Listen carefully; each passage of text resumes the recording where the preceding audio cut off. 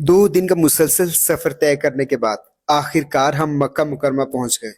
Hotel में सामान रखा, कुछ देर आराम किया क्योंकि एहराम तो हम निकाह से ही बांध चुके थे। फिर हम सब हाजी साहब के साथ मस्जिदुल हराम की तरफ रवाना हुए।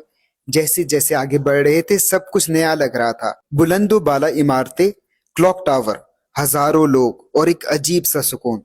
हर तरफ कोई जिक्र कर रहा था, कोई कुरान पढ़ रहा था, कोई खामोशी से चल रहा था। हाजी साहब ने कहा नजरें नीचे रखें और हम सब इसी तरह चलते रहे। फिर वो लम्हा आया जिसका शायद मैंने कभी सिर्फ ख्वाब देखा था। मैंने पहली बार खाना काबा को देखा। सच कहूं इस लम्हे मेरे पास अल्फाज नहीं थे। मेरे दिल में सिर्फ एक एहसास था, मैं बहुत गुनहगार हूँ और फिर भी अल्लाह ने मुझे अपने घर बुला लिया। ये उसकी कितनी बड़ी रहमत है, मैं बयान नहीं कर सकता। उसके बाद हाजी साहब की रहनुमाई में हमने तवाफ शुरू किया। अगर मैं अकेला होता तो शायद बहुत सी चीजों में कंफ्यूज हो जाता, लेकिन उनके साथ हर मरला आसान हो गया। जिक्र अस्कार और 7 चक्कर देखते ही देखते मुकम्मल हो गए। फिर हम सफा और मरवा की तरफ गए और सही शुरू की।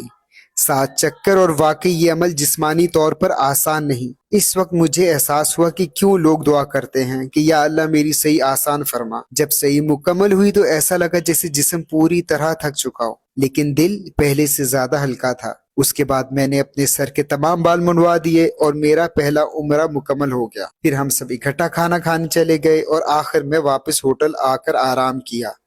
ये मेरी जिंदगी का पहला उम्रा था और शायद इन लम्हों को मैं कभी भूल ना सकूं। अगर आप भी उम्रा या हज कर चुके हैं तो मुझे जरूर बताएं आपके लिए सबसे ज्यादा यादगार लम्हा कौन सा था। और अगर अभी तक नहीं जा सके तो मेरी दुआ है अल्लाह ताला आपको भी बहुत जल्द अपने घर की हाजिरी नसीब फरमाए।